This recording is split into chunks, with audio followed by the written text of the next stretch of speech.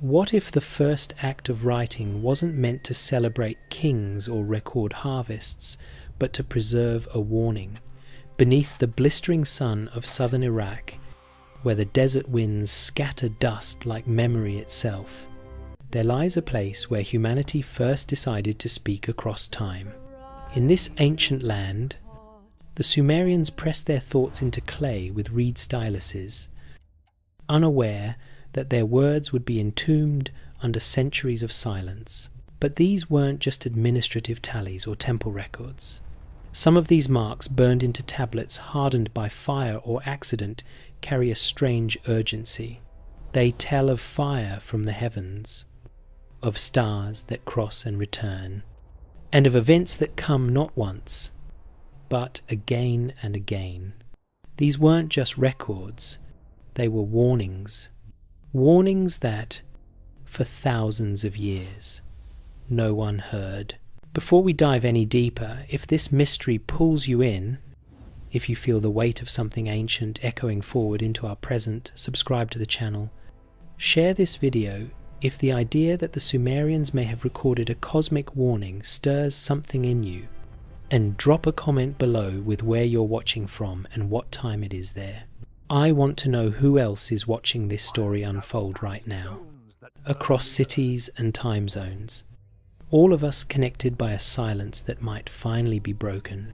In the late 1800s, European archaeologists tore into the tells of Mesopotamia, those great earthen mounds that bulge across the landscape like fossilized memories of forgotten cities. They dug through the layers of Uruk, Sippar, Nippur, Lagash names barely whispered for millennia. What they found was astonishing.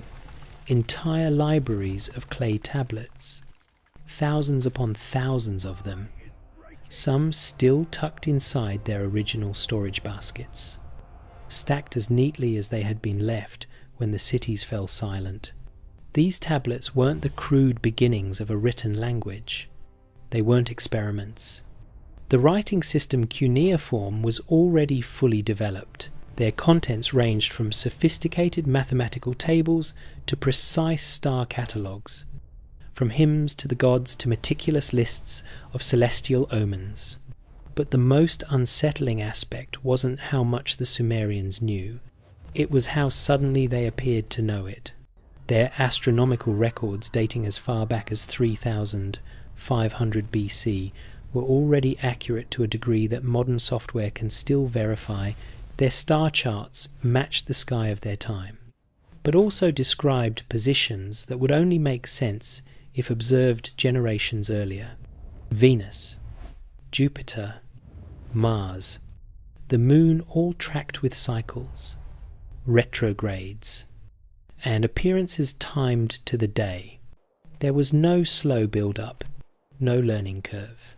It was as if someone had handed them a manual from the sky itself. Yet the tone of these records was never mystical. It was mathematical. One tablet, unearthed from the ruins of the great temple library at Sippar, presents a countdown of star movements, followed by a chilling statement: the burning wind that needs no rain. The day the horizon caught fire? This wasn't poetry. It was a cold, clinical description, devoid of metaphor. No gods weeping, no divine rage, just observation, just testimony. A meteorological report from 5,000 years ago that still makes the spine shiver. The clay, it seems, remembers what we have forgotten.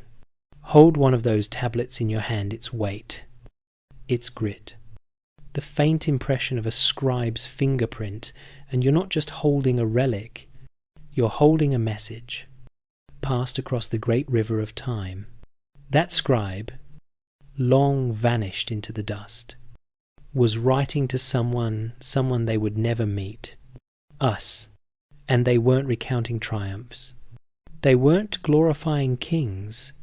They were documenting patterns, dangerous ones, a cycle they feared would return, a sky that betrayed them once and could do so again. Each wedge of cuneiform encoded layers of meaning, not just words or syllables, but warnings in their most technical texts.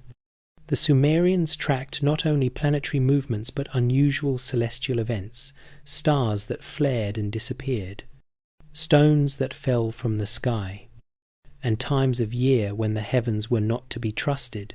Omen texts carried these alongside crop forecasts and eclipse tables, as if the same threat that governed the stars could also starve a city. The phrase, "when the red star rises in the east, famine follows," is repeated across centuries, carved into tablets stored alongside bureaucratic documents. This wasn't myth. This was a survival algorithm, a culture trying to remember when not to plant, when to hide, when to watch. Archaeologists expected to find lists of barley shipments or temple taxes. Instead, they found apocalypse calendars, schedules for the end of things. Some tablets even provided instructions. If the star of crossing appears in the month of Abu, the king must strengthen the city's gates. If the sky scatters fire without sound, travel must cease. These weren't religious rituals. These were emergency protocols. We had simply forgotten how to read them. It's not that the ancients failed to explain. It's that we failed to understand what they were explaining. In museum cases now kept under soft lights and temperature-controlled glass, these ancient tablets lie quiet. Most visitors pass them by. The texts are dense, the characters foreign, but under the surface of those clay rectangles is a system, a method of remembering. It's easy to dismiss early civilizations as primitive, but these people were sky mathematicians, horizon engineers, and generational archivists. They studied the heavens not with wonder, but with wary vigilance, and they did it not because the sky was beautiful, but because it was dangerous. Imagine the silence of the ziggurat after dark, a scribe hunched over a clay tablet by the glow of oil lamps. Outside, the night stretches across the land like a black sea, stars flickering with deceptive stillness.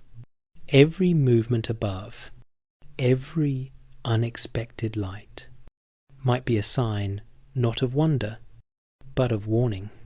That scribe wasn't writing for a king's vanity or to appease a god. He was recording a pattern he had been taught to fear. A pattern that, if broken or forgotten, could mean ruin. The responsibility of remembering did not belong to individuals, it belonged to the entire society. The priests, the watchers, the builders, they all played a part in maintaining vigilance. And the penalty for forgetting wasn't spiritual, it was extinction. What drove the Sumerians to such relentless observation? Why pour so much of their society's resources into tracking the stars? Why encode danger into their very stories? Align temples with celestial warning points, and build an entire scribal class dedicated to watching the heavens? The answer lies not in what they said, but in what they assumed we would already understand. They never explained why they feared the sky. They assumed we remembered, but we don't. We lost the thread somewhere along the way. And yet, even in our forgetting, their message endured. The cuneiform marks, preserved by chants and fire and clay, still speak.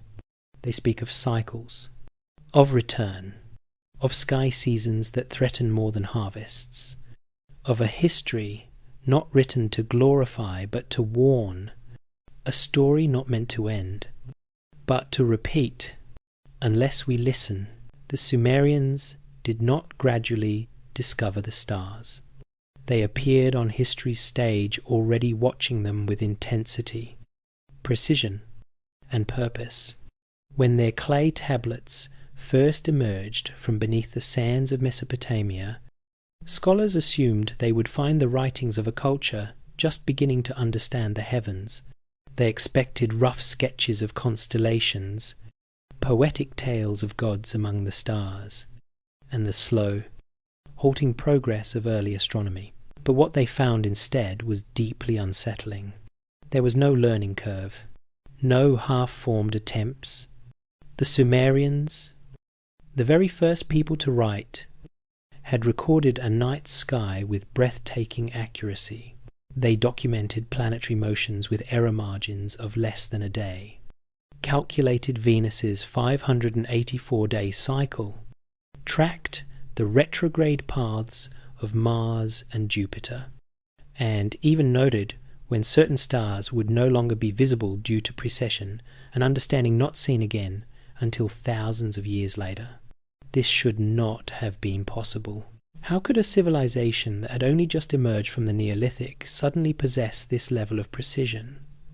How could people barely out of the Stone Age know to align their temples with specific stars, or construct entire cities that functioned like sky-tracking machines? History, as we understand it, does not work this way. Knowledge accumulates. It builds in layers. It requires mistakes, experimentation, and careful transmission across generations. And yet the Sumerians bypassed all of that. They emerged with their eyes already turned skyward, already documenting the positions of constellations not just as they appeared then, but as they had appeared thousands of years before. This suddenness led some scholars to propose that the Sumerians did not discover this knowledge at all. They inherited it. Their own myths seem to support this idea. They spoke of the Abgal, or Apkallu, 7 sages who emerged after the Great Flood and taught humanity how to write, farm, measure the stars, and build cities. These figures were not portrayed as inventors, but as restorers.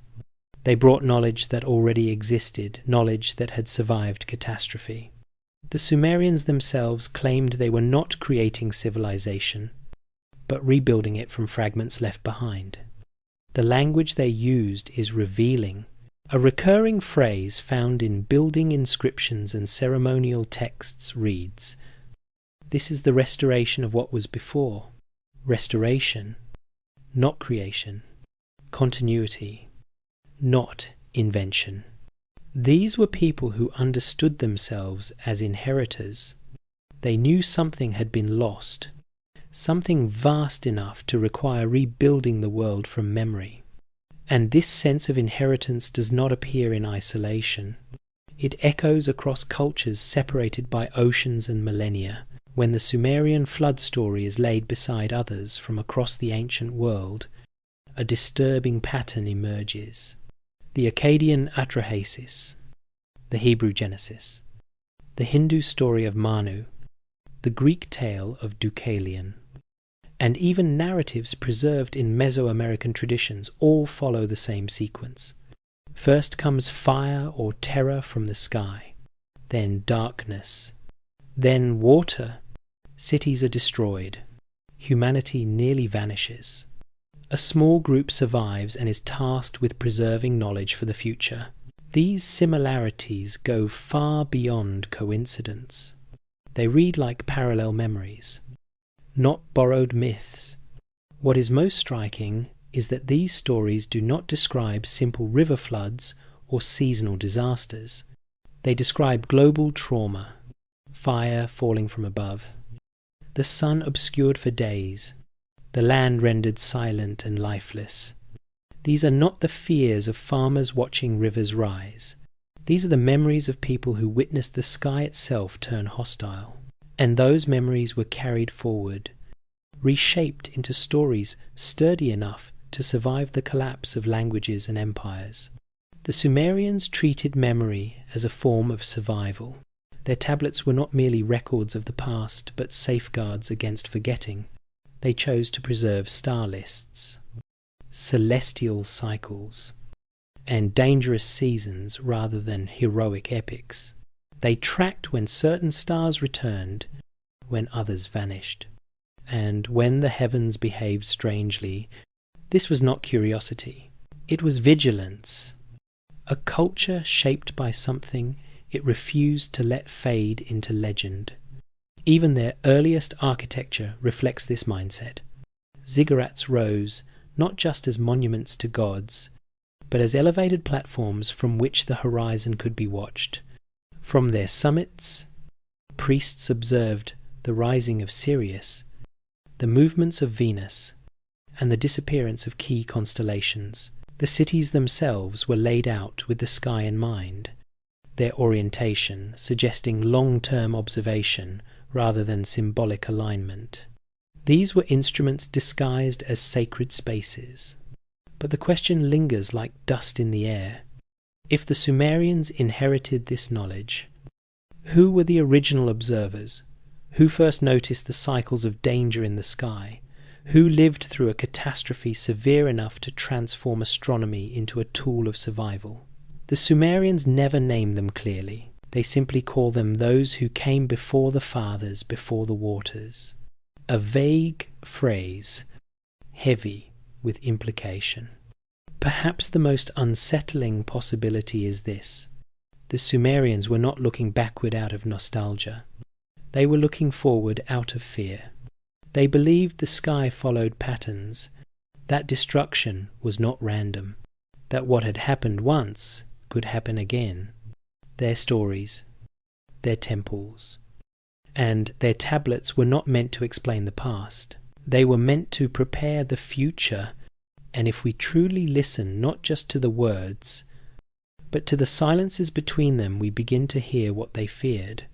That their civilization was not the first to rise from the earth, that the world had been built before and burned before, that the stars were not just the backdrop to human history, but sometimes its executioners. They watched not for beauty, but for return, not for enlightenment, but for recurrence. The sky, they knew, forgets nothing. It only waits.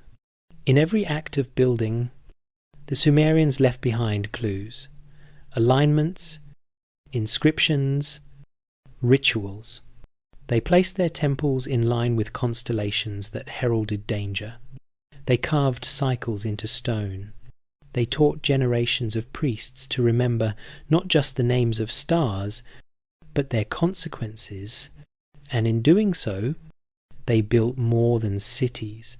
They built a memory system for a world, trying not to forget the last time the sky fell. To the untrained eye, the great ziggurats of Sumer look like mere monuments, pyramidal mounds of mud brick layered over centuries, rising above flat desert plains. But to the Sumerians, these were not simply religious shrines or architectural marvels. They were instruments, observational tools. Each level, stair and stone aligned not just with earthly orientation, but with precise celestial coordinates. They were temples. Yes, but they were also telescopes, designed not to magnify the sky, but to measure it. Their true function, hidden in plain sight, was to watch. When Leonard Woolley excavated the ziggurat of Ur in the 1,920 seconds, he found more than a temple complex. He found intention embedded in every angle. The ziggurat's foundation aligned exactly with the heliacal rising of Sirius. Its eastern staircase pointed toward the constellation Taurus as it rose during the autumn months, and nearby, the temple of Nana, the moon god, was built not to face cardinal directions, but to face the furthest northern moonrise during the 6-year lunar standstill cycle. These were not decorative choices. They were calibrations, like the settings of a clock or the markings on an astrolabe. They recorded the sky's rhythm through stone. At Eridu, the oldest of Sumer's cities, 7 temples were built atop one another across centuries, each one subtly adjusted to account for precession, the slow wobble of Earth's axis that changes the apparent position of stars over long periods. What early archaeologists took for religious continuity was, in fact, evidence of systematic astronomical recalibration.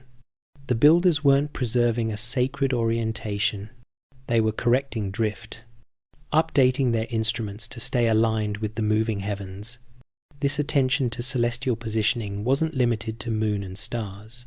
At Nippur, archaeologists uncovered a complex with clear sightlines through its inner courtyard. When measured, those angles corresponded with the visibility windows of Venus over its 584-day cycle. This wasn't coincidence. The priests at Nippur weren't simply worshipping celestial deities, they were tracking them, using walls, courtyards, and elevated platforms as stable baselines for measuring movement over decades. What emerged was a civilization where architecture served observation. Buildings weren't merely places to live or pray, they were part of a grand geospatial network for monitoring the sky. More revealing still were the discoveries at Uruk. In 1924, a German team excavating beneath what had once been a scribal school found a sealed chamber packed with over 5,000 clay tablets. Most were mundane labor contracts, grain ledgers, tax records, but interspersed among them were texts of a different nature entirely, the Enuma Anu Enlil, a 70-tablet series dedicated exclusively to celestial omens. These weren't stories or hymns. They were conditional statements, cause and effect equations, linking sky events to earthly consequences. When the star of crossing appears in Abu, the king must fortify the city. If fire crosses the heavens without sound, famine follows. They were cold, clinical, and observational, not myth, not metaphor data. The architecture and the texts reinforced each other. The temples were placed to observe, the tablets to interpret. The priests weren't just religious figures, they were scientists in robes. They recorded nightly observations, tracked the movement of the heavens, and interpreted deviations from expected cycles. Their goal wasn't worship, it was early warning. They weren't just building temples, they were constructing an ancient system of risk detection. One particularly strange pattern appeared across multiple temple sites. Alignments that didn't correspond with planets or constellations, but with radiant points of meteor showers. The ziggurat at Ur pointed not just toward Taurus, but to the specific area in the sky from which the torrid meteor stream originates, at Eridu. Sightlines etched into the temple courtyard pointed toward the same region of sky visible during late October, the stream's annual peak. The implication was staggering. The Sumerians weren't only observing stable celestial bodies, they were tracking meteor streams, periodic showers of space debris that, once in a great while, produce something far more dangerous than falling stars. Why would they do this? Most meteor showers are harmless, beautiful, yes, but benign. Unless the Sumerians had inherited memory of a time when the Taurid stream did more than sparkle, unless someone had seen what it could become. A firestorm, a shockwave, a day when the sky burned and the earth answered with silence. In that context, aligning temples with meteor radiance wasn't religious, it was strategic, a way to monitor the approach of debris clusters large enough to survive entry, to catch a glimpse of the destroyer before it returned. It's no accident that the Taurid stream's radiant lies in Taurus the bull. The Sumerians associated the bull with danger. In myth, the bull of heaven brought drought, famine, and death. In observation, it marked the place from which ruin once came. Their architecture points us toward their memory. The temples were aimed not at salvation, but at repetition at cycles too slow for individuals to track, but clear across generations. And that is perhaps the most remarkable achievement of Sumerian architecture. It transformed buildings into memory devices. Even the design of ritual pathways reflects this function. Ceremonial routes through temples often required turning corners at specific angles, or stopping at stations whose placements matched heliacal events. Some have interpreted these as symbolic, but the precise geometry suggests another purpose: choreographed movement through space designed to reinforce temporal awareness. A priest walking a ritual path was also retracing an orbital pattern. Their very steps echoed the motion of stars. In this way, memory became embodied. Sacred space became an analog model of the sky. These temples encoded orientation not just to guide ritual, but to anchor awareness. They were tools for continuity, not just of belief, but of vigilance.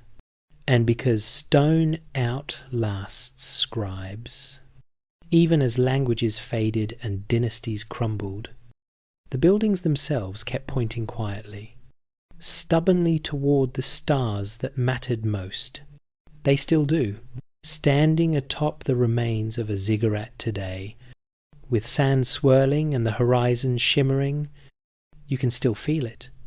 The weight of silence, the pull of alignment, a ghostly geometry etched into brick and dust, telling you where to look and when. The people who built this didn't have computers or telescopes, but they had memory, and they had fear. Enough fear to build with purpose, enough knowledge to carve their warnings into the very foundations of their world.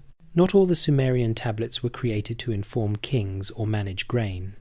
Among the thousands recovered from temple archives and scribal schools were others stranger, darker texts that did not speak of crops or taxes, but of the sky. These were not poetic verses nor theological myths. They were records, observations, warnings. And what they described was not benign. These were the documents of a civilization that had not only witnessed something terrifying, but understood it might return. While many early archaeologists expected to uncover religious rituals or agricultural calendars, what they found instead were clinical, measured accounts of celestial events, ones that spoke of destruction with disturbing specificity. In 1924, buried deep beneath the ruins of Uruk, a sealed chamber revealed over 5,000 tablets. Most were administrative in nature, but mixed among them were fragments of a text later catalogued as the Enuma Anu Enlil, the longest omen series of the ancient world. Composed of 70 tablets, it catalogued hundreds of sky-based events and linked them to earthly consequences: eclipses, meteor appearances, planetary conjunctions. Each entry was a conditional sentence. If the red star rises in the east, famine will follow. When the fire-scattering star moves through the bull, no man should travel. These statements weren't vague metaphors. They were carefully compiled patterns, derived from repeated cycles of observation and cause. The language was stripped of embellishment. These were not tales meant to inspire awe. They were manuals, instructions for priests whose responsibility was not to worship the sky, but to monitor it to detect its deviations. What stood out most was the tone: detached, cold, factual. The Sumerians wrote of stones of fire and winds without clouds, as if describing rainfall totals or trade volumes. They were documenting destruction with the same impartiality they used for counting livestock. Among the most chilling of these records was a tablet referencing the stone of the sky that fell in the time of King Lugalbanda, which turned the field to glass and the river to steam. Another text described the wind that came without clouds, and the day the horizon burned, though no fire was lit. These passages echo with catastrophic imagery that modern researchers now recognize. Fields turned to glass? That sounds eerily like trinitite. The glassy residue formed when sand is flash heated to extreme temperatures, such as during a meteor impact or nuclear detonation. Rivers boiling? A blast wave, possibly from an airburst, would explain both effects. For years, scholars dismissed these phrases as metaphorical or mythological. That is, until scientists began correlating ancient texts with geological evidence. Ice cores, lakebed sediments, and soil layers across the Middle East began to reveal something that matched what the tablets described. Around the same time periods mentioned in these ancient documents, the Earth recorded abrupt environmental changes, volcanic winters, unexplained temperature drops, burn layers, and even microscopic impact spherules. The fire from heaven, it seemed, was not fiction.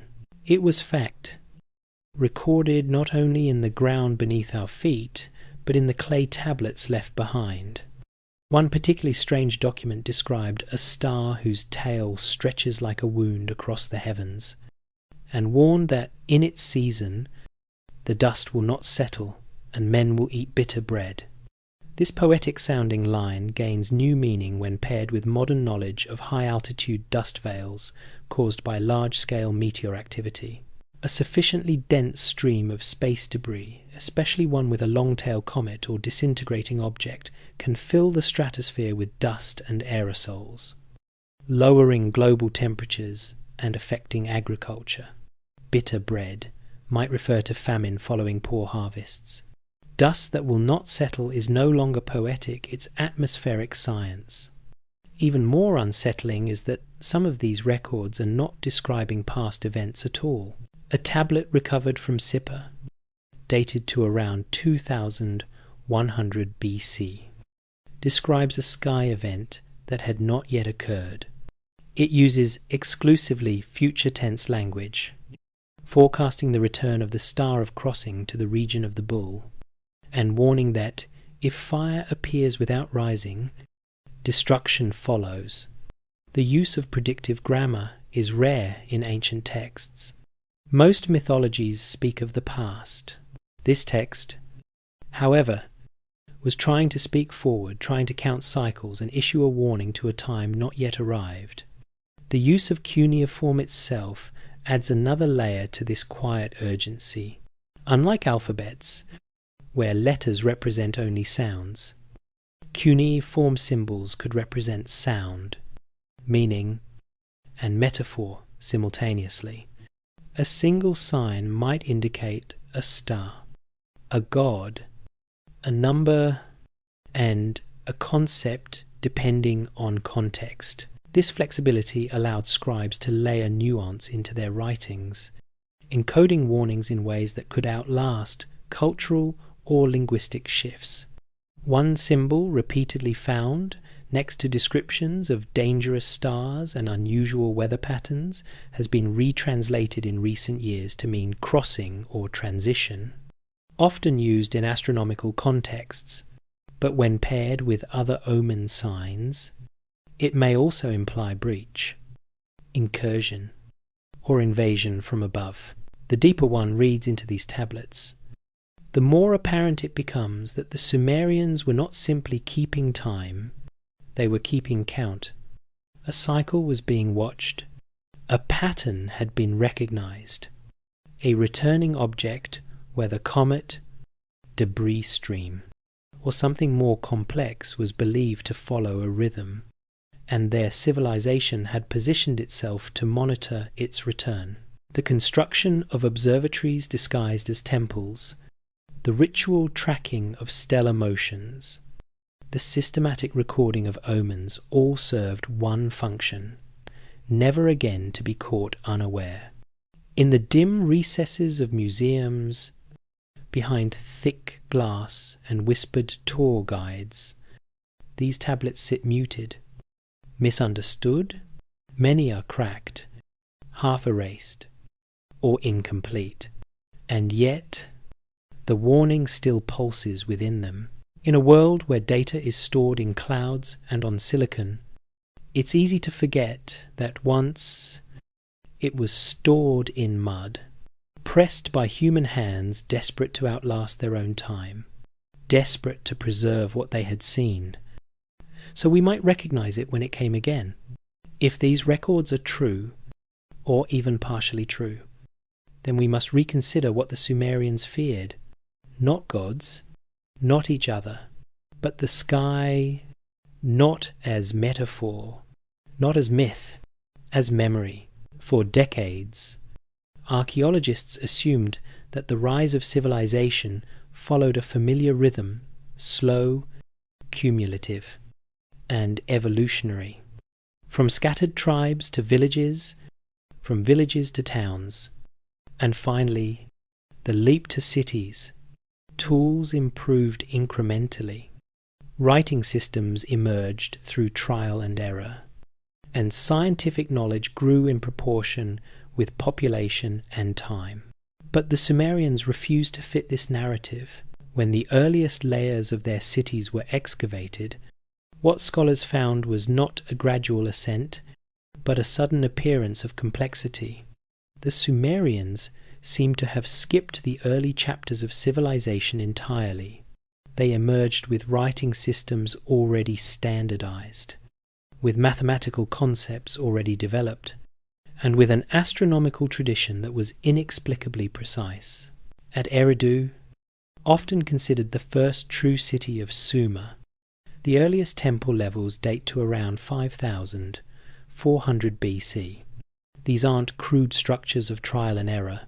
Even the most ancient layers show clear architectural planning and celestial alignment. Stones set with angular precision. Foundations laid according to the positions of stars. There was no evidence of a pre-scientific phase. No signs of experimentation. The knowledge was simply there from the beginning. This architectural clarity wasn't isolated to Eridu. At Uruk, Nippur, and Lagash, similar patterns repeated. Cities constructed as if following blueprints far older than the cultures that built them. This impression of sudden sophistication extends to their astronomical records. One of the most remarkable examples is the MUL, APIN, a star catalogue compiled in the first millennium BC, but derived from sources that date back at least to 2300 BC, and possibly much earlier. This catalogue doesn't read like an early attempt at mapping the heavens. It reads like a fully matured system. It names stars and constellations. It details their rising and setting times. It tracks the movements of the 5 visible planets and calculates lunar intervals with a precision that continues to astound modern astronomers. When software simulations reconstruct the ancient sky, they confirm what the Sumerians recorded positions and cycles matched with uncanny accuracy. Yet buried within this technical brilliance are anomalies. Certain stars in the catalogue are marked with symbols denoting danger. Specific dates are labelled as periods of risk. And then there is the most disturbing detail of all, a section known as the Path of the Destroyer. It describes an object in the sky that returns not in years or decades, but in cycles of 60x, 603, 600 years. The text notes that this object, when it reappears, heralds disruption, dust, and flame. Modern astronomy finds no known planetary body with this period, but long-period comets and deep debris streams like the Taurids follow similar timelines. The Sumerians were tracking something that came rarely but with enough regularity to be feared. The idea that this knowledge was inherited, not invented, begins to take form, not just from the sudden complexity of the Sumerians, but from their own self-description. Time and again, Their texts speak not of discovery but of restoration. A clay cylinder from Berlin's Near Eastern Museum carries an inscription dedicating a temple to Inanna.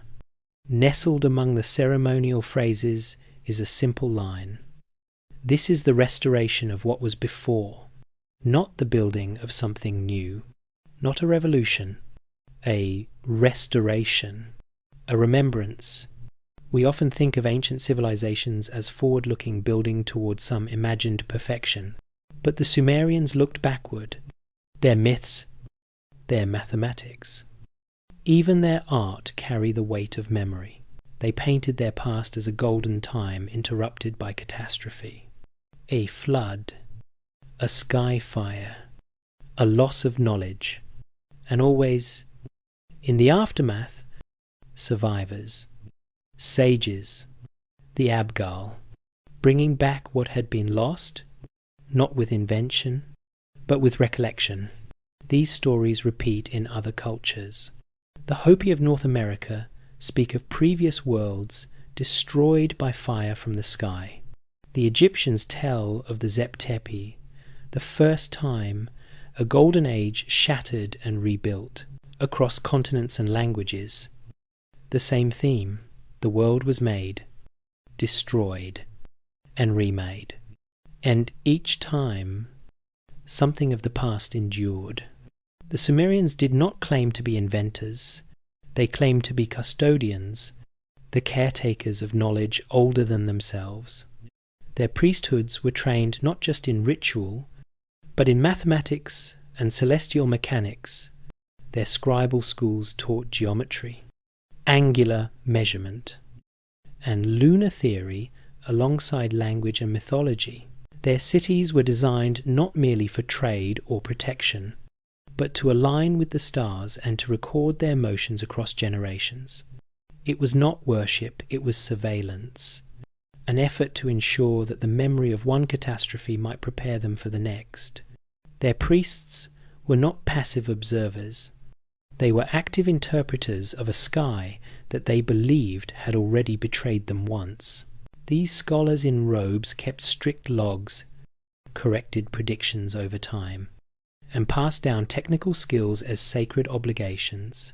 The very fabric of Sumerian religious life was built around the idea of observation and forecasting. This fusion of science and spirituality, where watching the stars was a divine duty, ensured that knowledge became sacred. To forget it wasn't just a failure of memory, it was a sin against survival itself. This raises a fundamental question. How did they know? How did they understand that certain stars heralded famine, that specific alignments were dangerous? How could they anticipate events spaced by thousands of years? The only answer that makes sense within their own framework is that they had seen it before or inherited the memory of those who had. What if these calculations weren't extrapolations, but recollections? What if the Sumerian data was not the beginning of observation, but the middle of it? That would explain their emphasis on periodicity, why they tracked Venus with such rigor, why they developed a base 6-0 system, the most efficient for measuring time and angles, why they encoded their numbers into myth, story, and symbol. They weren't just watching the sky. They were preserving a clock, a countdown, a pattern whose endpoint lay not in their past, but in someone else's future. Even the Sumerian use of layered writing systems may have served more than cultural beauty. With cuneiform functioning across levels phonetic, symbolic, and numerical, these tablets could preserve not just facts, but multi-dimensional meaning. This allowed data to be embedded in story, calculations to hide inside poetry, and warnings to live in ritual. It created resilience. Even if the story changed, the numbers would remain. The Sumerians have long been considered the start of recorded civilization. But perhaps that designation is backward. Maybe they were not the origin, but the echo. The survivors of a deeper story, one that began before the flood, one still unfolding, one that, if we learn to read their records properly, might help us prepare for what they always assumed would come again, somewhere buried within the dense star lists, omen tablets, and observational logs of ancient Sumer. A pattern emerges, not a myth, not a metaphor, but a code. It's scattered across texts, hidden beneath ceremonial language and numerical counts, but its message grows sharper with each recurrence. Something in the sky comes back, and when it does, it brings catastrophe. The Sumerians didn't worship this thing. They watched it, feared it, named it. They tracked its returns not in decades or centuries, but in deep cycles, patterns so long that only a civilization built on memory could perceive them. This wasn't astrology. It was risk forecasting, written in clay. In 1953, epigrapher Samuel Kramer was cataloguing a set of omen tablets from Sippar when he came across one that didn't follow the usual pattern. Most omen texts described events in the past or present tense. When the star rose, the fields failed. If the fire came, the people fled. But this one was different. It spoke in the future tense. When the star of crossing returns to the path of the bull, in the season when shadows are longest, let the people watch the northern sky at dawn. It ended with a warning. If fire appears without rising, destruction follows. This is written so that those who come after will know the count. It was, in effect, a prediction, a cosmic equation meant to forecast a future event, perhaps one not yet arrived. The star of crossing. The bull, fire without rising. These phrases seem poetic until you match them to modern astronomical terminology. The path of the bull refers to the constellation Taurus. The star of crossing could be a comet or fragment entering Earth's orbital plane. Fire without rising describes a meteor entering the atmosphere horizontally or from the sunward side, flaring before impact bright, sudden, and often without warning. Today, we call such events airbursts. In 2013, over Chelyabinsk, Russia, one such object exploded with 30 times the force of the Hiroshima bomb. It shattered windows in 6 cities and injured over 600 people. No one saw it coming. The Sumerians were trying to see it coming. This is where the comet code begins to clarify. In the Mul, Apin, and in several omen series, references to the path of the destroyer repeat. This is not a planet or a god. It's described as a luminous object that crosses the sky like a wound and returns when the count of years is complete. The cycle is defined numerically, 60 times 60 years, or 600. This number appears not only in the omen texts, but in their base 60 mathematical systems, which used sexagesimal structure not just for calculations, but as a cosmological framework. It wasn't arbitrary. It was applied to time, angle, and movement. It allowed them to encode massive periodicities into manageable terms. There are no known planets in our solar system with a 600-year orbit, but some long-period comets, particularly fragments of larger parent bodies, do fit within that range. And the Taurid meteor stream, the one the Sumerians seemed most focused on, has density waves that follow a rough pattern of intensification every 0, 0, 0 to 3. 600 years, as confirmed by modern orbital simulations. The stream is the fragmented remains of a massive comet, which may have begun to break apart more than 0, 0 years ago. Earth passes through it twice a year in June and again in October to early November. Most years, it's nothing more than beautiful streaks in the sky. But sometimes, when we pass through its denser strands, it's something else entirely. In the 1,980 seconds, astronomers Victor Klube and Bill Napier proposed the coherent catastrophism theory. They argued that large-scale destruction from celestial objects wasn't rare and random. It followed patterns tied to Earth's periodic intersection with debris fields left by disintegrating comets. The Tauride stream was the most prominent of these. They noted that major historical impact events, including the Tunguska explosion in 1908 and the likely Younger Dryas impact around 800 BC, occurred during Earth's passage through this stream. Their work suggested that the stream holds not just dust and pebbles, but objects kilometers wide, civilization altering in size. And it has happened before. What's chilling is that the Sumerians seem to know this, not abstractly, precisely. Their omen texts identify Taurus, the same region of sky where the Taurid radiant lies, as a place of danger, the bull of heaven. When it crosses with the moon or certain stars, is associated with fire, crop failure, war, and collapse. The Sumerians watched the stars that didn't wander the fixed constellations, but they watched more carefully the things that moved where they shouldn't. Comets, meteors, visitors, destroyers. One omen reads, "When the bull carries the fire across the night, and the scatterstaff follows, let the king build his walls high and the gates strong, for a season of famine shall come." The scatterstar appears often in these texts, a term likely describing meteor swarms. Their appearance isn't feared in isolation, but in correlation.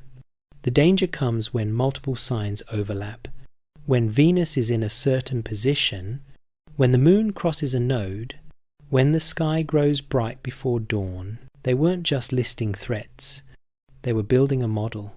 Kramer and others who followed his work began to understand that what they were reading wasn't folklore, it was astronomy, layered in layers of metaphor and sacred language so that it would be preserved. The predictions weren't prophecies in the religious sense, they were projections based on known cycles and patterns. Much like modern actuarial tables or climate models, they offered guidance in terms ancient cultures could understand.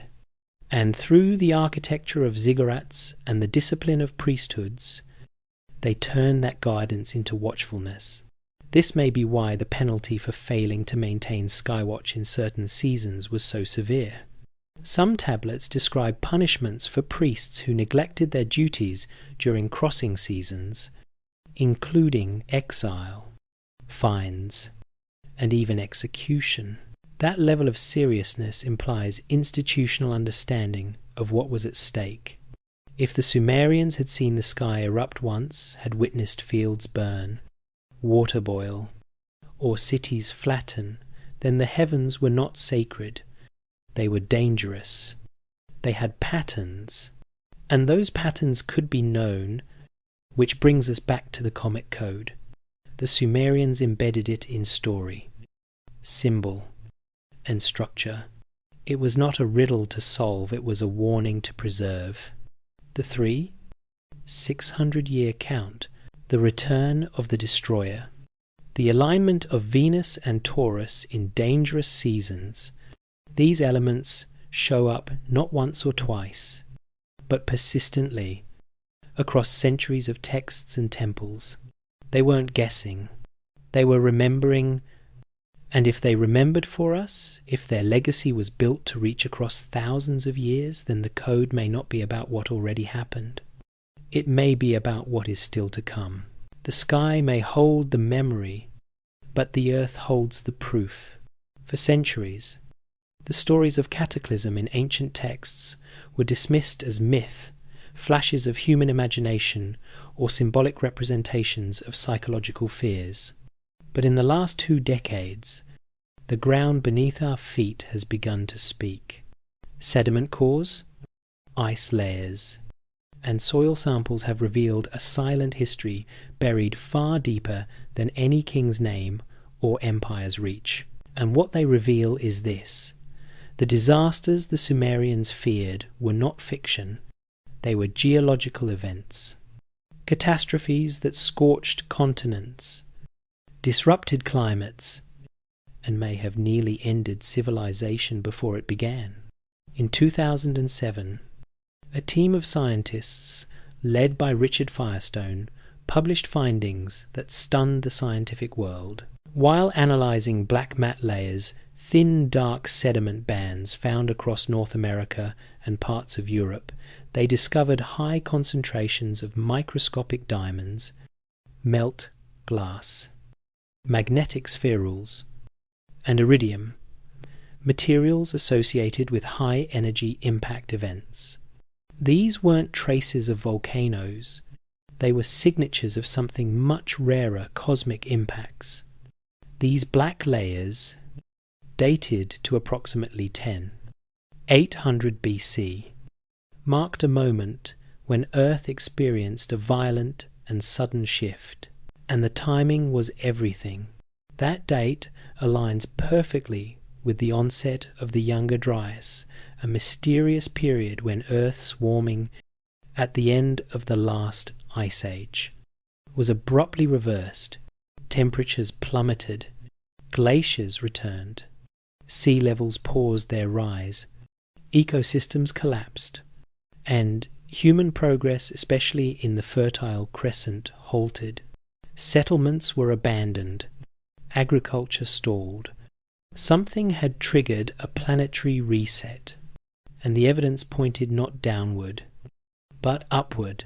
The Younger Dryas impact hypothesis suggests that fragments of a massive comet struck the Earth either directly or through a series of intense airbursts, releasing enough energy to ignite wildfires across continents, throw dust into the stratosphere, and block the sun.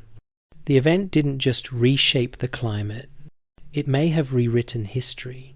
Before the impact, early human communities in the Near East were beginning to build semi-permanent dwellings, experiment with farming, and create the first architectural enclosures.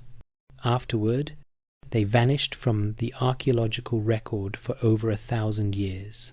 But eventually, they returned, and when they did, they began again, this time with stories. Stories of destruction, of fire from the sky, of floods that erased the past, and they built something new, a culture obsessed with the heavens. In northern Syria, at the site of Abu Huraira, archaeologists found clear evidence of an impact-related event. Beneath layers of Neolithic settlement, a black, glassy layer had formed. Melted soil and plant matter fused at extreme temperatures. Some materials had been transformed into carbon glass, a substance that requires heat hotter than any natural fire. The structure of the site suggested that this was no volcanic event. The heat came from above. A shockwave had flattened everything. The survivors must have watched in horror as their world became ash and glass. These aren't isolated discoveries.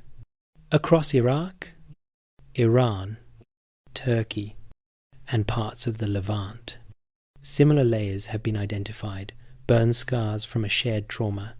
What was once viewed as a localized Mesopotamian flood myth now appears to be part of a much broader memory, a continental catastrophe written in geology and passed down through stories. The most important part? The location. These impact proxies concentrate across the very lands where Sumerian civilization would later rise. The same rivers, valleys, and plains that bore the weight of the ziggurats also bear the scars of ancient fires. It's as if the civilization that came after built its foundations atop a graveyard of glass and silence, determined not just to survive, but to remember, and remember they did. The earliest layers of Sumerian cities like Eridu, and Nippur appear suddenly.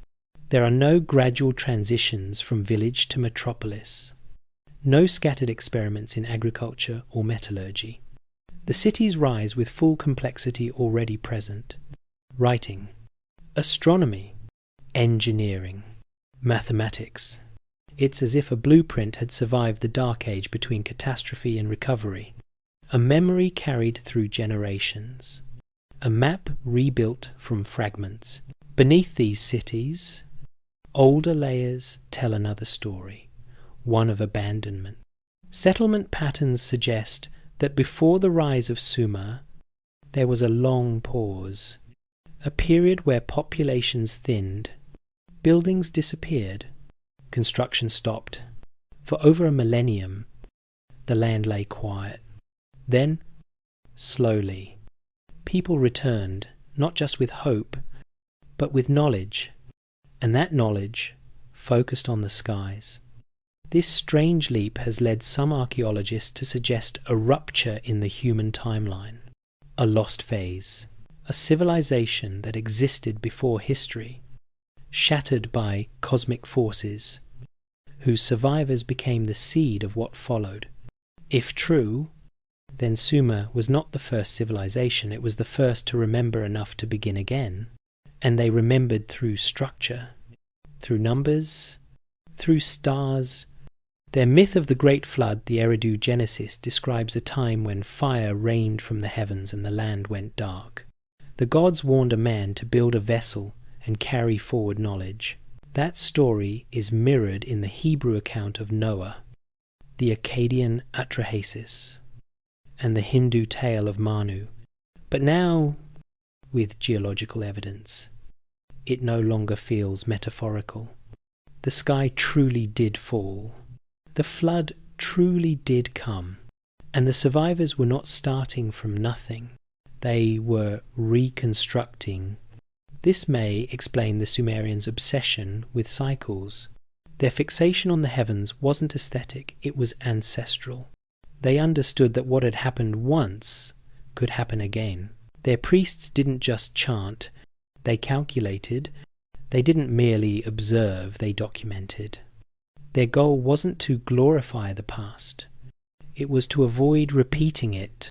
And now, millennia later, the sediments beneath our feet confirm what their tablets whispered all along, that something came from the sky, that it reshaped the earth, that it nearly ended us. And that those who survived tried to tell us not in one voice, but in many, through myth, through math, through the placement of bricks and the position of stars. The Sumerians encoded the memory of fire in clay, so that we might one day understand it in stone. Civilizations don't often vanish overnight, but around 2200 BC, something strange happened. Across Mesopotamia, Egypt, the Indus Valley, and beyond, powerful states collapsed in a wave of synchronized failure. Cities that had thrived for centuries were suddenly abandoned. Irrigation systems fell into ruin. Trade routes broke. Populations migrated, shrank, or disappeared. It was as if the world paused and forgot how to rebuild. For a long time, historians blamed war, internal politics, or the slow grind of environmental change. But beneath those explanations was a more abrupt, more terrifying possibility. The sky had changed again. This moment in time, now known as the 2-kiloyear event, marks one of the most significant and mysterious climate disasters in recorded human history. The Akkadian Empire, which had risen to unify much of Mesopotamia under a single ruler, fell apart. The Nile's flow lessened. Harappan cities across the Indus dried up. Pollen samples and sediment cores from the region tell a story of massive, sudden drought. Dust replaced rainfall. Crops failed. societies fractured. In the archaeological record, you can see it layers of abandonment, signs of rapid migration, graves dug in haste. But the Sumerians had seen it coming. In the Omen texts dated just before the fall of Akkad, priests warned that the star of crossing shall return in the month of Abu, and famine shall follow for 7 years. Other tablets describe years when the sun was dim, when the dust did not settle, and when the harvest failed, though no locust came. These aren't metaphorical laments, they are reports, and they match perfectly with what modern paleoclimatologists see in the ice core and lake bed data, a massive injection of aerosols into the atmosphere, enough to block sunlight and cause cooling. But where would such aerosols come from? Volcanic eruptions are one candidate, but no major eruption is definitively linked to this event. What has emerged? Instead, is the possibility of a cosmic component, an impact or airburst event that threw dust and debris into the atmosphere and sparked environmental collapse. A team of researchers analysing Middle Eastern sediment from this period found microtectites, tiny glass beads formed by the intense heat and pressure of a cosmic explosion, the kind of material found in other known impact zones. If the sky played a role in the 2K collapse, the Sumerians would have known. Their architecture was still aligned, their priesthood still active, their warning systems intact. The tablets don't just describe environmental crisis, they describe its source. The bull passed across the heavens. The scatter star returned. The breath of Enlil burned the grain. In this description, the bull is Taurus, the same part of the sky from which the Taurid meteor stream radiates. The scatter star is likely a meteor swarm. And the breath of Enlil, a phrase used repeatedly in different Omen tablets, describes a hot, dry wind that kills without cloud or rain, an airburst shockwave. Other tablets describe consequences in terms of duration. 7 years the fields were barren. 7 years the water did not rise. These match the paleoclimate data exactly. Tree rings show severe drought. Ocean sediments reveal abrupt salinity changes. Even caves in China and Africa record massive disruption during this time. The ripple spread far, but the epicenter, the warning, was already etched in clay. This collapse wasn't unique. Around 200 BC, another wave of societal decline swept across the eastern Mediterranean and Near East, known as the 2K event. It too corresponds with sudden climate changes, evidence of wildfires, and shifts in human settlement. Again, we find signs of cosmic activity burn layers, glassy residues, atmospheric anomalies. And again, Sumerian tablets from that period reference the return of the Destroyer, the alignment of Venus with the bull, and stars that appear when they should not. However, Cray Ingresta, the pattern was becoming clear even to them. Catastrophes weren't random. They came in clusters, spaced by centuries, tied to alignments in the heavens, and with each return, survivors encoded more warnings, not in speeches or monuments, but in cycles, in calendars, in stories designed to outlast the fall of kings and the crumbling of walls. Perhaps the most revealing example comes from a tablet written just after the Akkadian collapse. It reads, "This is written for those who come after. When the king of Akkad is no more, and the moon hides behind the fire star. No, the season has returned." This isn't a myth, it's a calculation, a generational handoff of data, a message cast forward in time, hoping the recipients still understood the language of the stars. The Sumerians didn't just survive disaster, they created a system to track it. Their rituals, the Akitu festival, the lunar vigils, the autumn processions weren't symbolic. They were structured around periods of elevated risk. When Venus aligned with Taurus, when the Taurid stream grew dense, when the moon moved through the background of threatening constellations, their society was shaped by recurrence. Every festival was a check-in, every alignment a test. We often mistake ancient rituals for superstition, but in the Sumerian world, ritual was a way to remember, to pass forward knowledge that was too dangerous to forget. They built redundancy into their culture. Their myths taught fear of the heavens. Their architecture maintained alignment. Their calendars tracked multi-century cycles. And their priesthoods preserved the count. This idea that impact risk is periodic, not random, was dismissed by science for decades. But now, with modern understanding of meteor streams like the Taurids, that view is changing. Earth's orbit doesn't cross empty space. It passes through rivers of debris.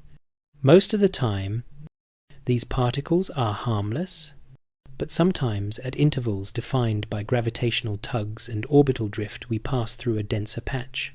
And that's when fire rains from the sky. What the Sumerians recognized thousands of years ago, we are only now beginning to confirm. Civilization exists within a narrow window of safety, and that window closes in cycles. The 4-2K event was not an anomaly. It was a scheduled crisis, one they predicted, one they tried to warn us about. The clay remembers, the earth confirms, and the stars, they still move in the same silent patterns. To the Sumerians, memory wasn't just a virtue, it was a survival mechanism. They lived not as if their world was stable, but as if it was always on the edge of being lost again. And so they built with one goal, to remember every brick, every ritual, every line carved into clay was part of a civilizational effort to carry forward knowledge that had once saved them or had failed to. Unlike modern societies that store data in fragile digital clouds or fading paper archives, the Sumerians stored memory in stone, ceremony, and starlight. Their temples were the physical embodiment of this purpose. From Eridu to Uruk to Nippur, each sacred complex was more than a place of worship, it was a memory device. Their alignments weren't symbolic, they were functional, preserving astronomical references that outlasted kings and conquests.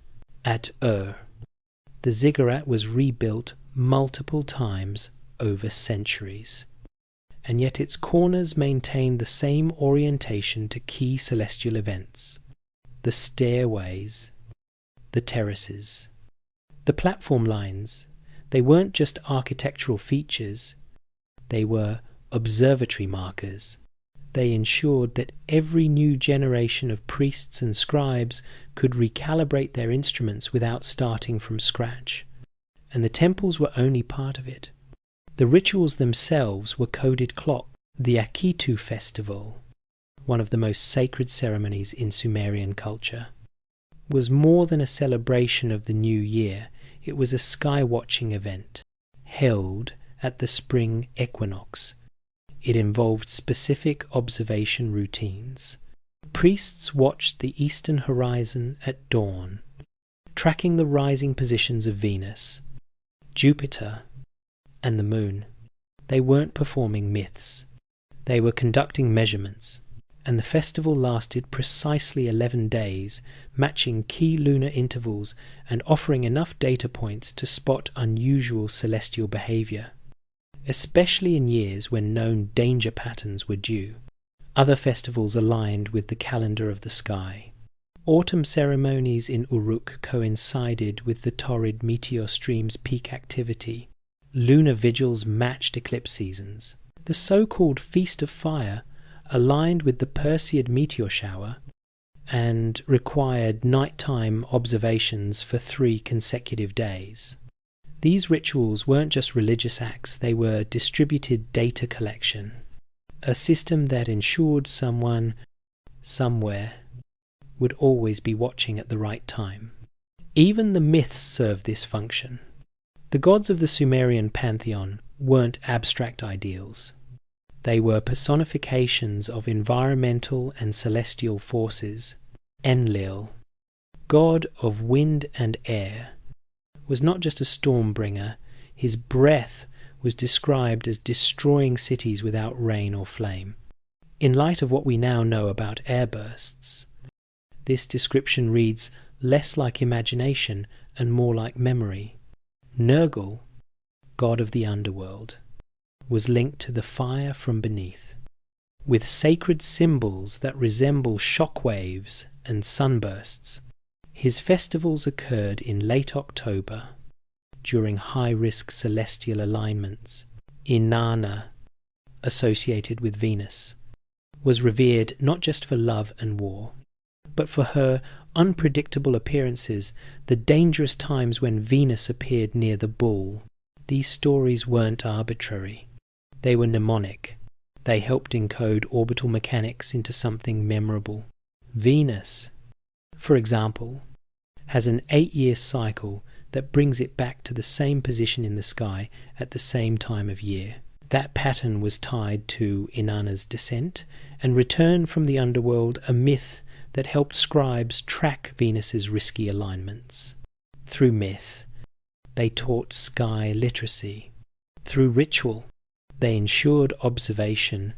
Through architecture, they preserved calibration. And through law, they enforced vigilance. Sumerian priests were selected not for their piety, but for their precision. Training began early, in the scribal schools attached to temples. There, students learned base 6-0 mathematics, geometric calculations, and observational astronomy. They memorized the movement of the planets, practiced eclipse prediction, and studied past omens. Their duty wasn't just spiritual, it was technical. They maintained centuries of astronomical logs. They corrected cycles when deviations occurred. They made note of anomalies. And when those anomalies matched older records, they sounded alarms. It was a burden that came with consequences. Some tablets from Sipper describe punishments for failing to maintain proper skywatch during high-risk periods. If a priest neglected his duty when Venus crossed Taurus, or if he failed to report a fire star in the wrong season, he could be stripped of title, property, or even exiled. The system wasn't symbolic, it was operational. Their entire culture functioned like a memory bank, one that couldn't afford to forget. They even planned for failure.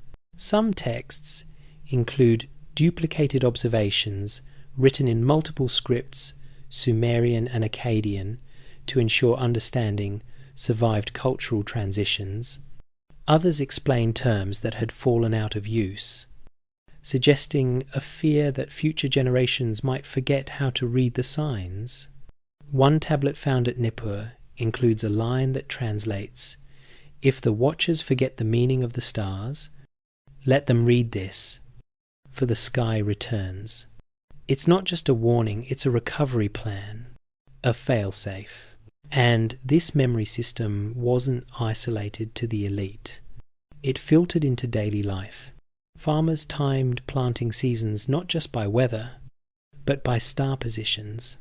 Builders aligned foundations by celestial markers.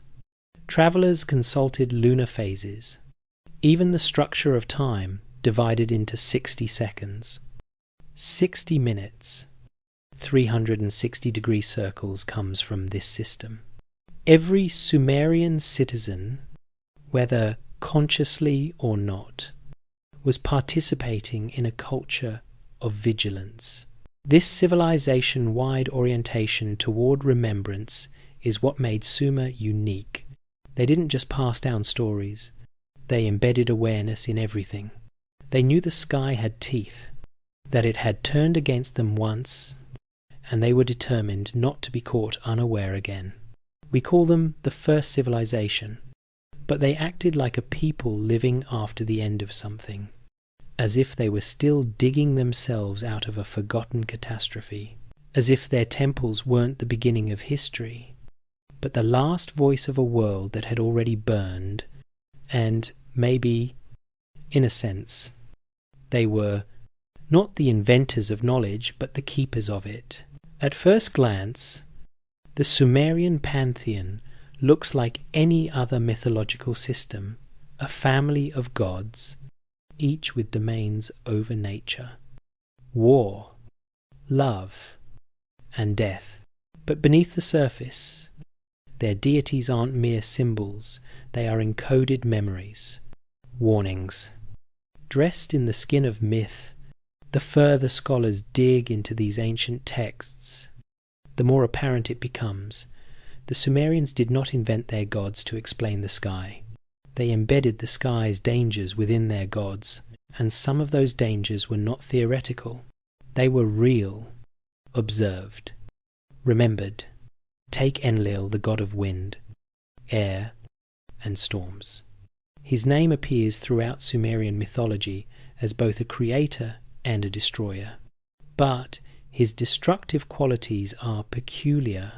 He does not strike with lightning or flood the land like a typical storm deity.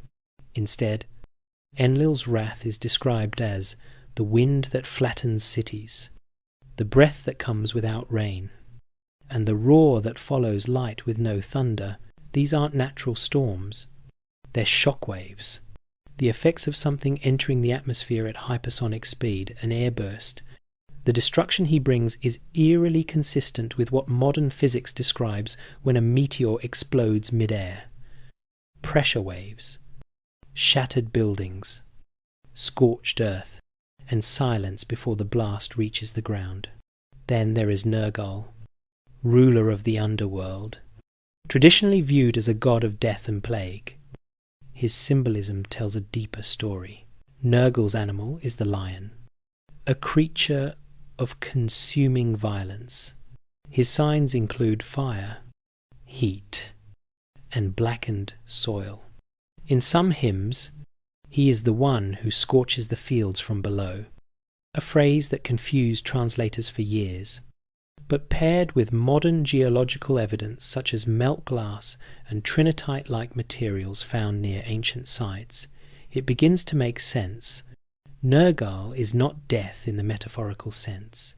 He is thermal radiation, the intense heat that accompanies cosmic impacts, capable of igniting everything in an instant.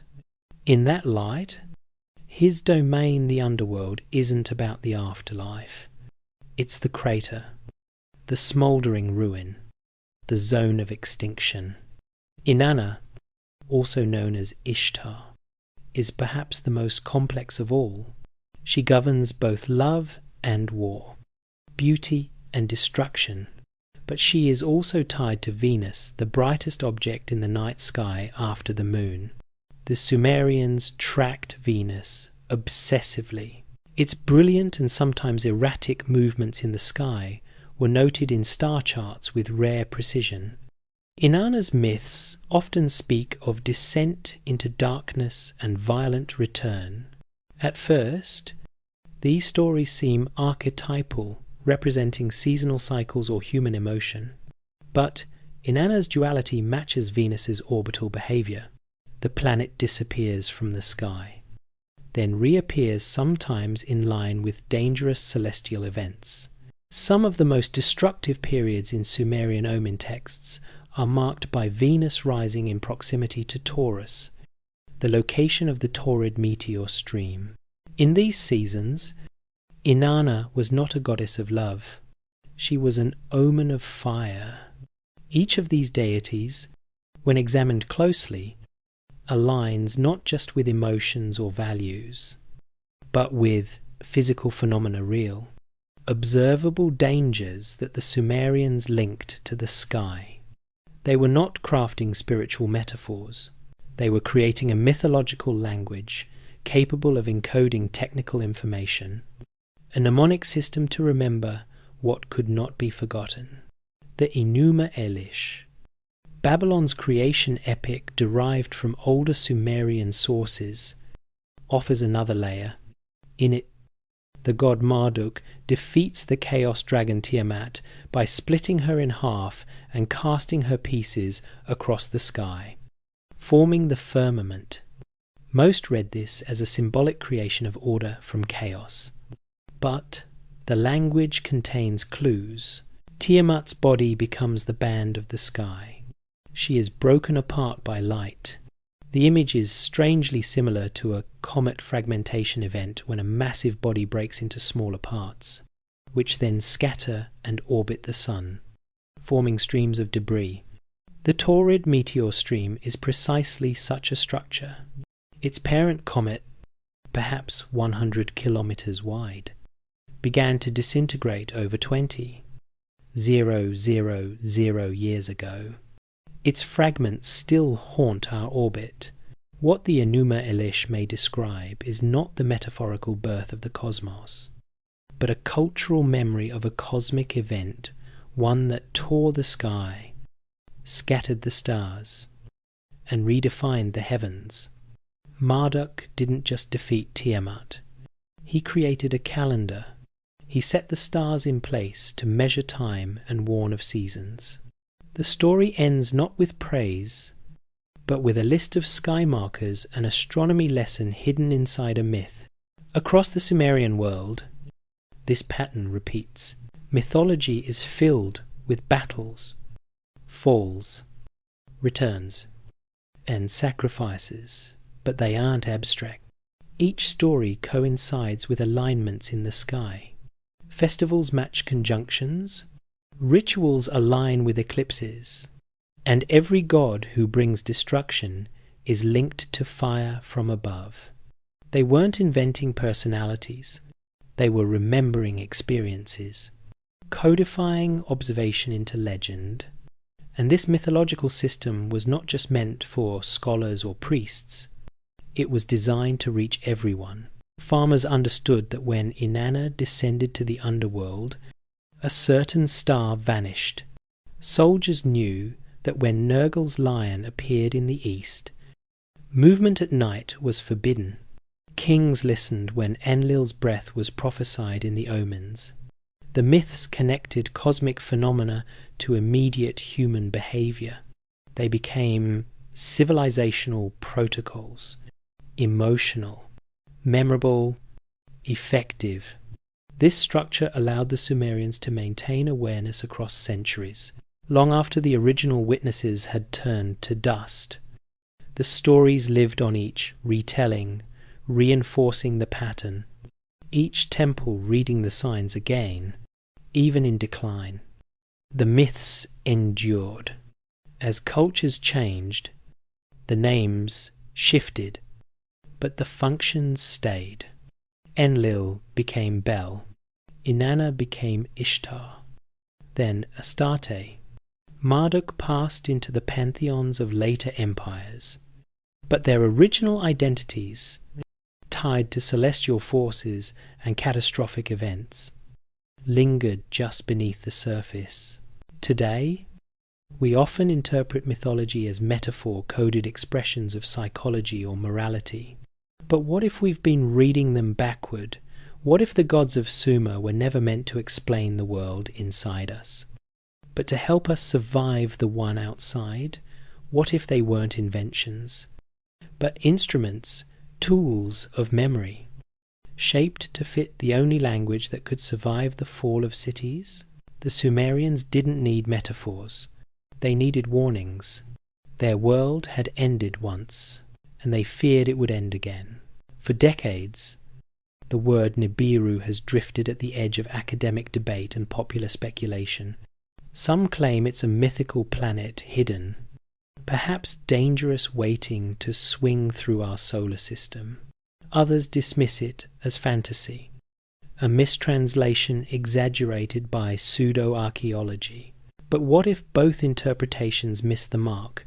What if Nibiru was never a planet at all, but something far more complex, something the Sumerians knew intimately, feared deeply, and tried desperately to track? The term Nibiru appears multiple times in Mesopotamian astronomical texts, particularly within the Enuma, Anu, Enlil, and later Babylonian sources. Its root, Neberu, means to cross or to traverse. It's not a name, it's a function. In the tablets, Nibiru is called a star, but this term applied broadly in cuneiform astronomy to any luminous object, not the sun or moon. Context determines meaning, and in this context, Nibiru is consistently associated with crossing, the act of moving across the sky in a way that defies typical planetary motion. In some seasons, it is described as appearing in the region of the sky occupied by Taurus. In others, it is said to scatter stars in its path. One line from a tablet reads, "The star that crosses, that scatters flame.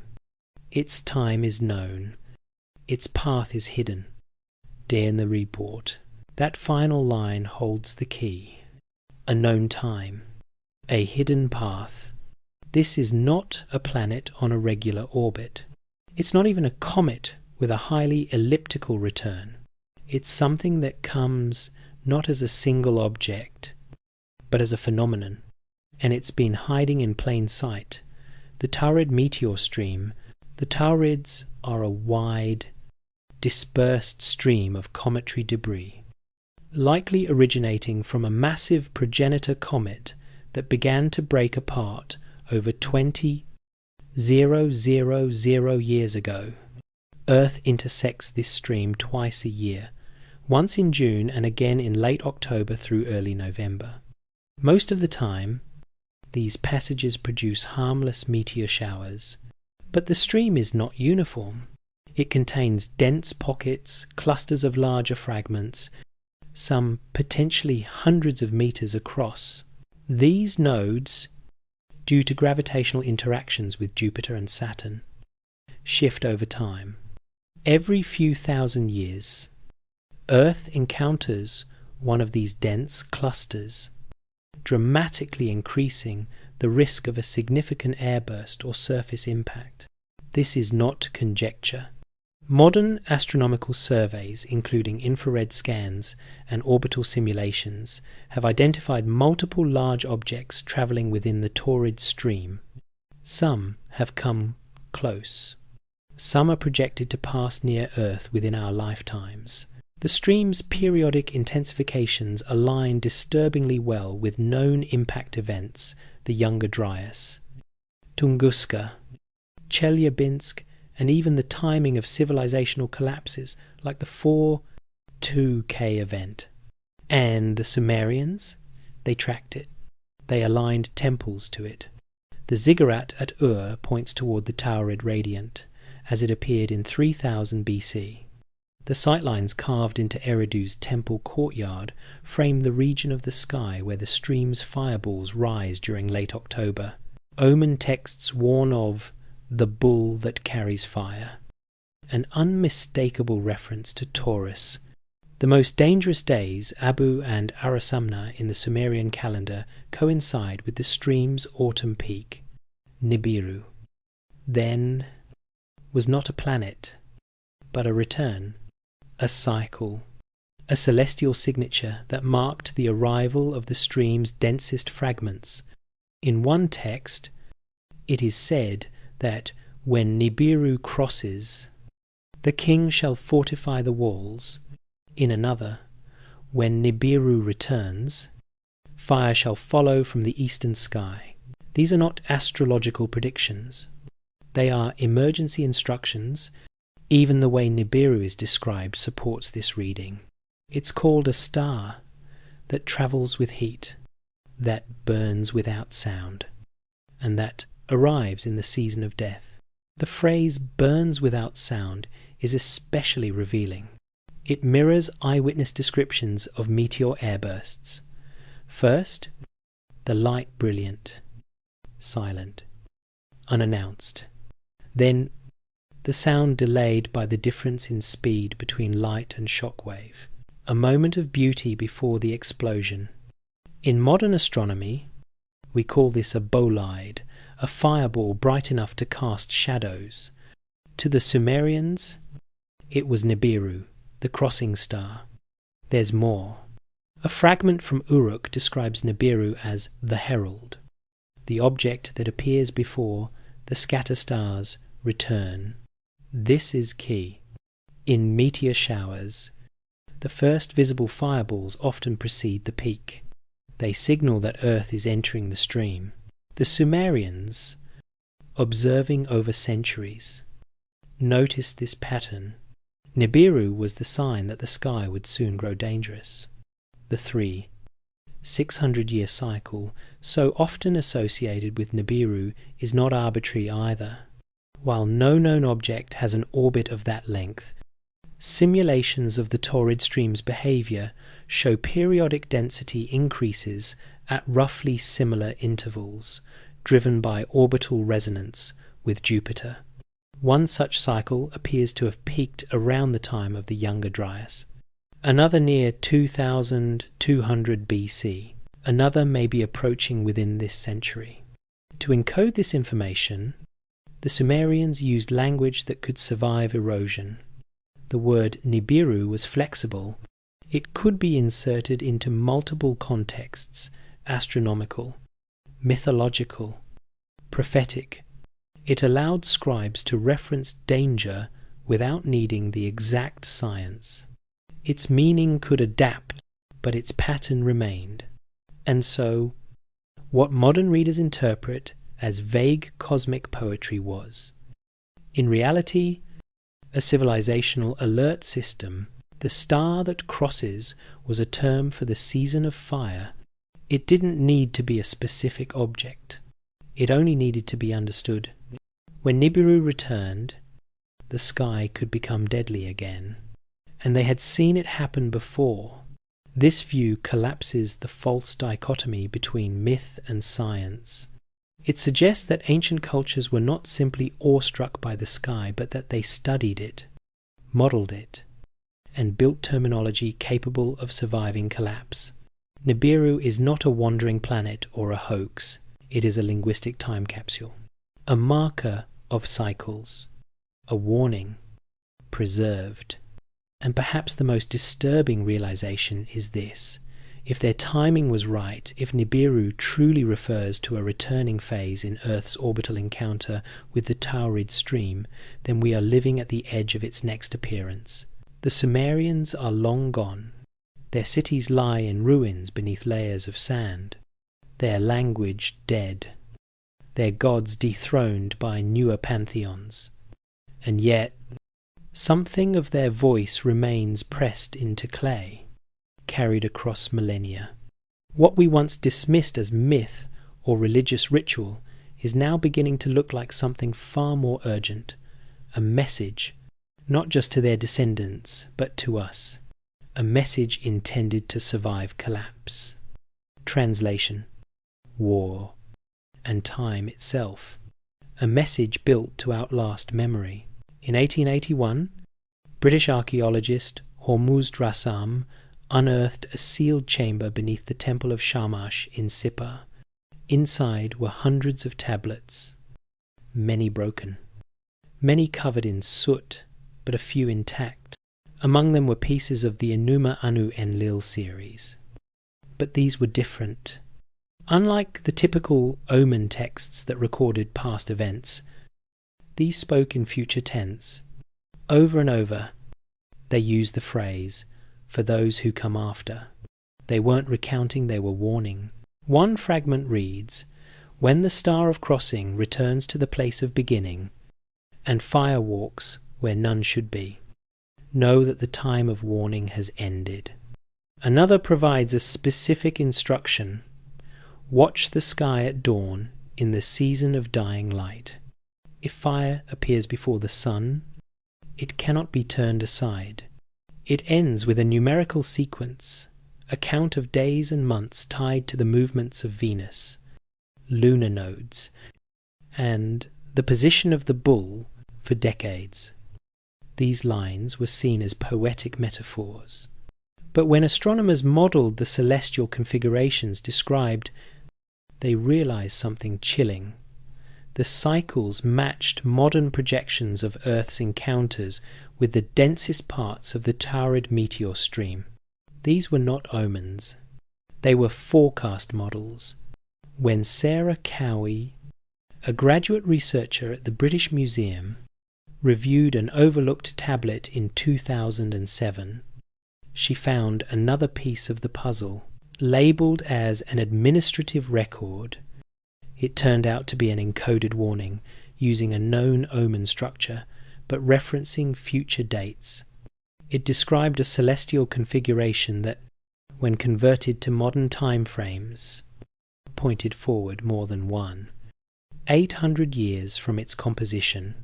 That placed the risk window within our current era. It mentioned not just positions of planets, but the crossing of the fire path.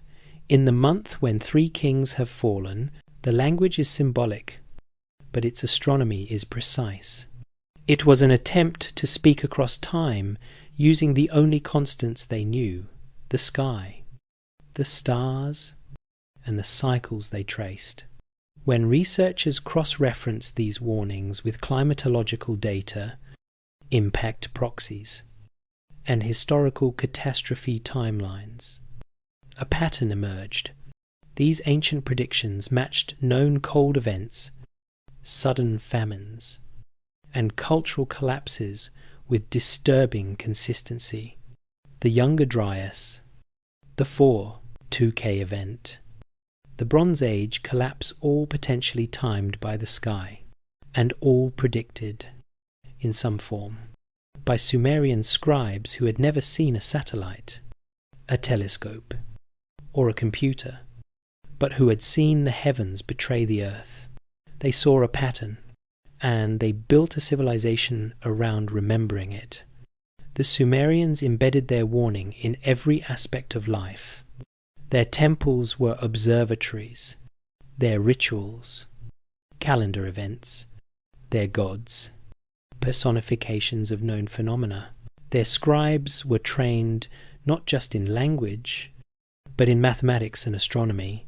Their stories were coded memory systems, ensuring that even when the scientific language was lost, the urgency might remain. When the bull carries fire, do not travel. When Venus rises with the sun in the season of dying light, stay near the walls. These weren't metaphors, they were survival protocols.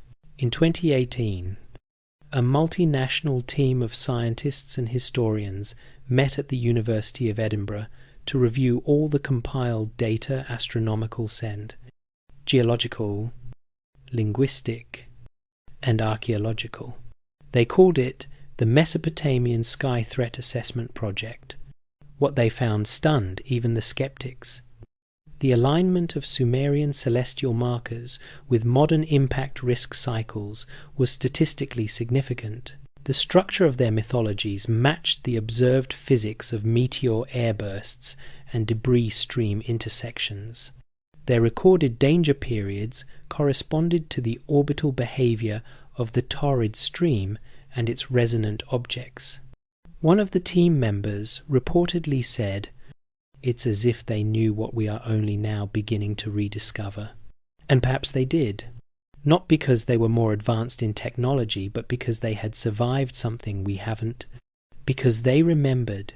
NASA's Planetary Defense Coordination Office has confirmed that between 2030 and 2040, Earth will pass through one of the densest regions of the Taurid stream, more concentrated than any time in over 2 centuries. The very time frame the Sumerians warned about, the fire path, the return. But the question that now hangs over all of this is not whether they remembered, but whether we will. Because remembering alone is not enough. The Sumerians built temples and schools and priesthoods dedicated to maintaining vigilance. They encoded cycles into festivals. They carved alignments into stone. They gave memory a structure. And in doing so, They pass the burden forward. What structure have we built? Our age? For all its data and satellites, rarely thinks in terms of millennia. Our attention spans are digital, disposable, measured in news cycles. But the sky moves in centuries. Impact cycles don't care about trending algorithms. They don't announce themselves on social media. They are quiet, patient, mathematical, and that makes them dangerous. The Sumerians tried to warn us in the only language they knew would last, the stars, the geometry of temples, the shape of myth, the weight of clay. Because they understood something, we must relearn that history is not a straight line, and nature does not forget. The same sky that nurtures us also carries the seeds of devastation, and it returns. Always, it returns. The final lines of the last tablet recovered from Sippa read, "This is written for those who come after. When the count reaches its completion, when the star returns to the place of beginning, let those who read these words prepare. As our fathers prepared, as their fathers prepared before the waters rose." It's not prophecy. It's pattern recognition. It's risk modelling. And it might be the most important message ever carved into stone. We are the ones they were speaking to. The cycle is not theirs anymore. It is ours.